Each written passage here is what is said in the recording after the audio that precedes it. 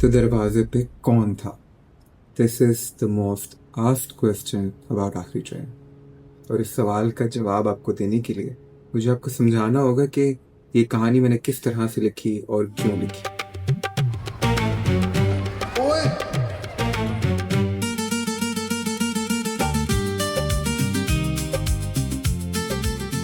इस सवाल का जवाब उतना ही कॉम्प्लिकेटेड है जितना कॉम्प्लिकेटेड इसको शूट करना था।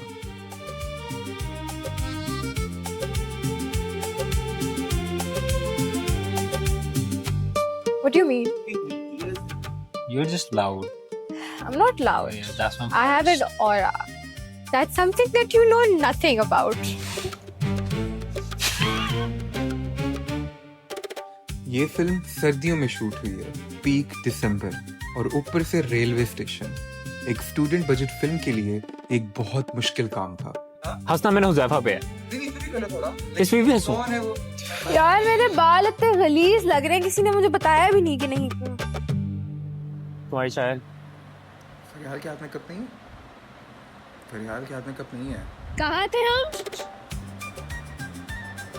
छत पे। काट। अल्लाह ताला हिफज़ सलामत रखो। नहीं, ये लाइन तो है ही नहीं। और म्यूजिक है। इनको योगा क्लासेस लेनी चाहिए गिरने के लिए। हमने इनको 2 महीने पहले बताया कि आप ट्रेनिंग लें, ट्रेन के पीछे भागने की। हीरो नहीं बन रहा। फक यार, अज़ाब बन गया ऐसी। सॉरी। तेरी मेरी। थोड़ा कम ही लो अहमद कम ही लो बहुत। 2 3 एक्शन। एक मिनट उसका मुंह तो आने ने।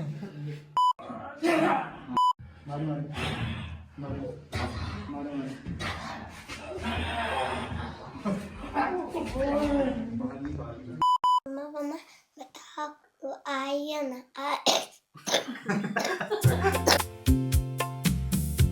140 हो गया। एक्शन 140 हो गया। आप ना चाय देते कुछ बोलना नहीं आगे, ठीक है?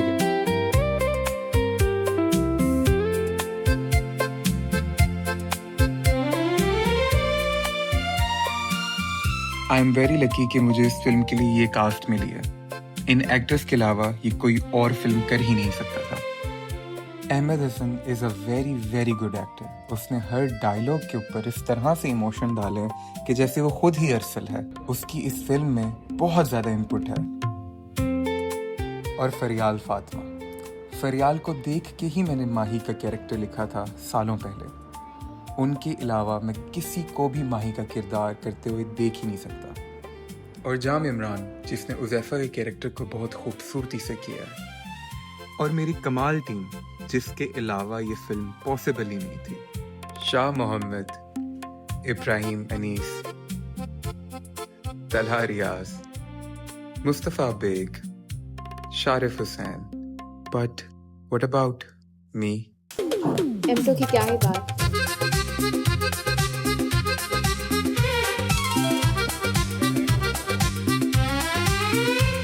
इस फिल्म की स्क्रिप्ट से मुझे इतनी मोहब्बत हो गई थी कि मैंने तकरीबन किसी को हाथ ही नहीं लगाने दिया एक्टर्स के अलावा। इस फिल्म को शूट मैंने किया है, एडिट मैंने किया है, साउंड डायरेक्शन मैंने किया है, कलर ग्रेडिंग मैंने किया है कि एग्जैक्ट वही विजन ऑडियंस को नजर आए जो मैंने लिखते हुए सोचा था।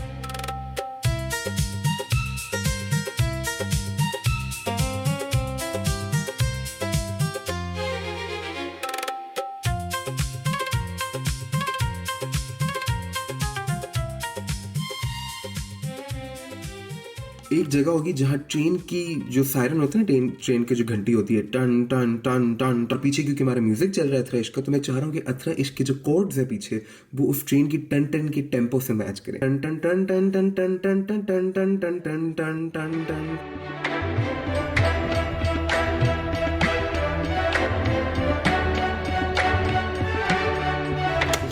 डायलॉग मार के जाती है और उसके बाद ना काफी देर कैमरा रहता है, तो it haves to be like टन टन टन टन टन टन।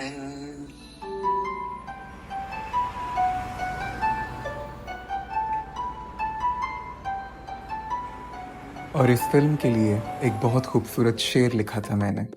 माजी की मुझे फिक्र नहीं, कल की मुझे खबर नहीं, तुम रुक जाओ या दिल रुक जाए, जीने का मुझ में सब्र नहीं। इस शेर को दो तरह से लिया जा सकता है, डिपेंडिंग कि हो क्या रहा है, तुम रुक जाओ या दिल रुक जाए।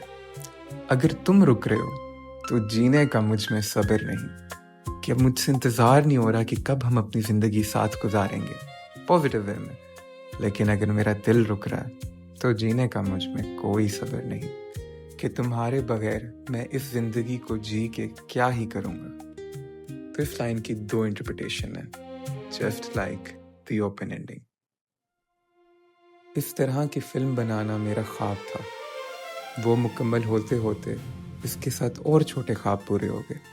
गैलेक्सी लॉलीवुड ने मेरी फिल्म का इतना पॉजिटिव रिव्यू किया जो कि मैंने कभी इमेजिन ही नहीं किया था। अब्दू की आई film, Abdu is a dear friend, उनकी बड़ी शॉर्ट फिल्म आई आखिरी ट्रेन, कहानी खत्म हो गई, मोहब्बत का पता नहीं।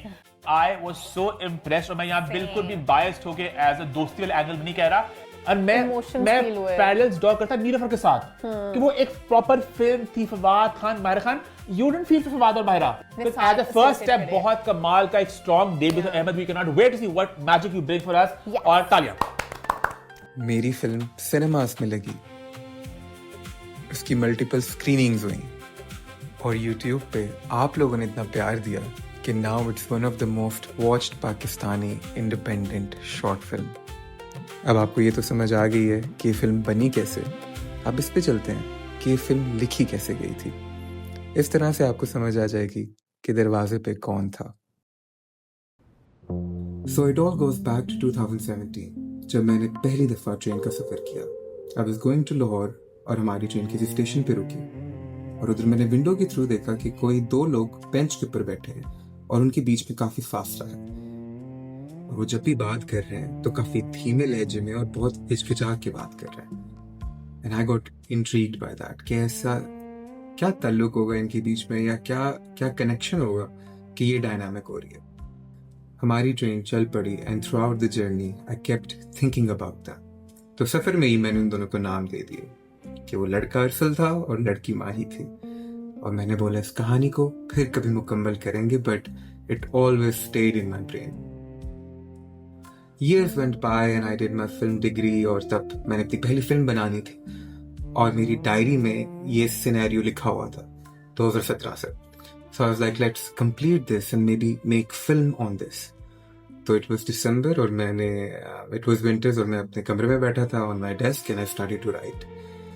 And the way I write is कि मैंने उन दोनों कैरेक्टर को पहले खुद बन के देखा कि मैं अरसल हूँ तो मैं उसके नज़रिए से लिखूंगा, फिर मैं माही हूँ तो मैं उसके नज़रिए से लिखूंगा। तो मैंने इस कहानी को इस मेथड में लिखी, ना कि यूजुअल वे कि पहले आप पूरा प्लॉट सोचते हो कि इनकी कहानी जाएगी कहाँ पे और ख़त्म कैसे होगी। यूजुअली कहानी इस तरह से बनती है, लेकिन मैंने उनके डायलॉग्स के थ्रू के आपस में जब उनकी कॉन्वर्सेशन चलती रहेगी तो फिर हमें पता चलता जाएगा एज अ राइटर इवेंट कि कहानी जा कहाँ रही है। तो उनकी गुफ्तगू के साथ साथ मैं कहानी बनाता गया। तो सबसे पहले मैंने सोचा कि इन दोनों में से पहले बात कौन शुरू करेगा, तो मेरे दिल में आया कि माँ ही करेगी, क्योंकि अरसल में फिलहाल इतनी हिम्मत नहीं है। तो मैंने पहला डायलॉग लिखा कि कैसे हो? अल्हम्दुलिल्लाह, आप बताएं। तो अब ये शो करने के लिए कि अरसल इंतजार में है कि कभी ना कभी मेरी इनसे मुलाकात होगी, तो मैंने डायलॉग लिखा कि 4 साल 7 महीने 12 दिन। अब ये दिखाने के लिए कि माही भी इंतजार कर रही थी, तो मैंने डायलॉग लिखा 13 दिन। तो मैंने अपने डायलॉग्स हमेशा उन पे मेहनत की, उन पे होवर डाला है और वो कैरेक्टर बन के डाला है, ना कि सिर्फ इसलिए डाला है कि वो अच्छा डायलॉग है। मैंने देखा है कि अरसल ये डायलॉग बोलेगा, क्या माही ये डायलॉग बोलेगी, और उससे मैं काफ़ी इंस्पायर भी पर्सनल लाइफ में हुआ कि जब भी मेरे आसपास कोई बात मुझे कोई कह देता था तो मैं उसको नोट्स में लिख देता था। So there was this one conversation जो मेरी किसी से हो रही थी, और मैंने उनको ये पूरा का पूरा अपना एक ट्रॉमा बता रहा था, और उसने आगे उसके रिप्लाई किया मुझे कि अहमद सुन के बहुत अफसोस हुआ। मेरे दिल में कहा कि सुन के वो अफसोस कहाँ होता होगा यार, जो सह के होता है। सुनकर वो अफसोस कहाँ होता है जो सहकर होता है।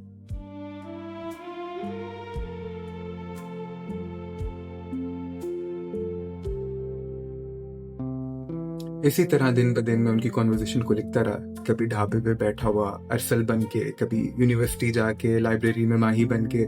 इन अ मंथ और सो मैं इसको लिखता रहा और मैं आखिरकार एंडिंग पे पहुंचा।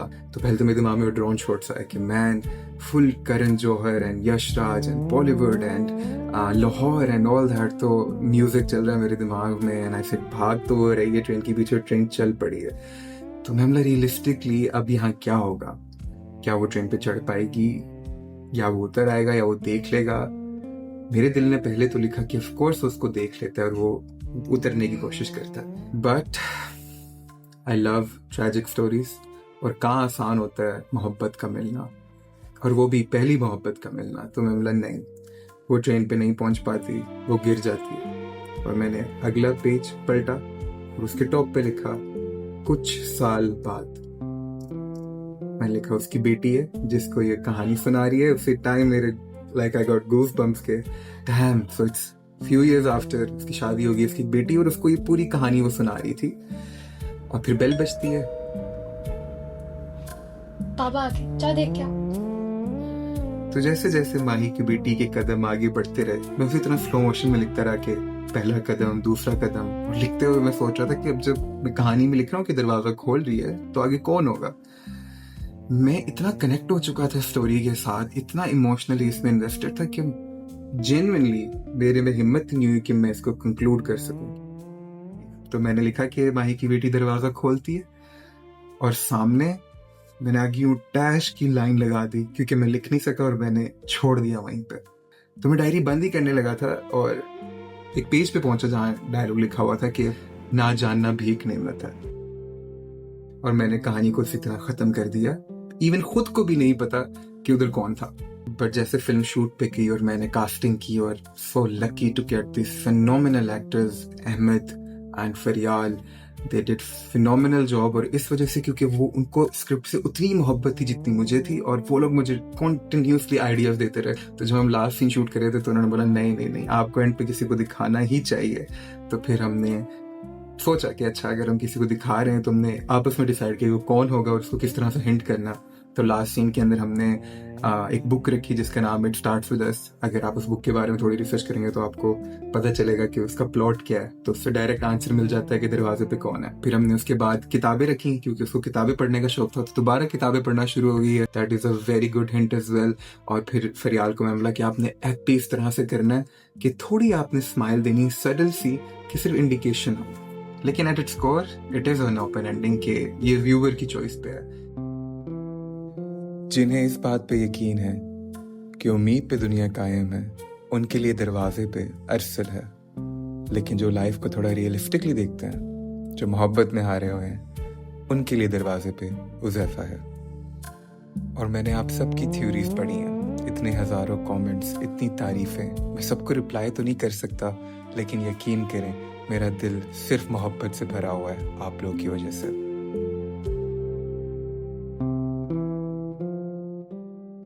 So I'm very grateful to you guys। और अगर आप लोगों ने और इसके बारे में तफसील में बात करनी है या अगर आप कुछ और बताना चाहते हैं, you can follow me on Instagram, you can contact me there. आप अपने पर्सनल एक्सपीरियंसेस मुझसे शेयर कर सकते हैं या अपनी थ्योरीज या जो भी। I would love to hear them and I would love to contact back. It will mean a lot to me. और एक और सवाल भी था जो लोग पूछ रहे थे कि क्या आखिरी ट्रेन का दूसरा पार्ट आएगा। तो मेरे ख्याल से इसका जवाब सबसे बेहतर आपको माही ही दे सकती है। ना जानना भी एक नेमत होती है।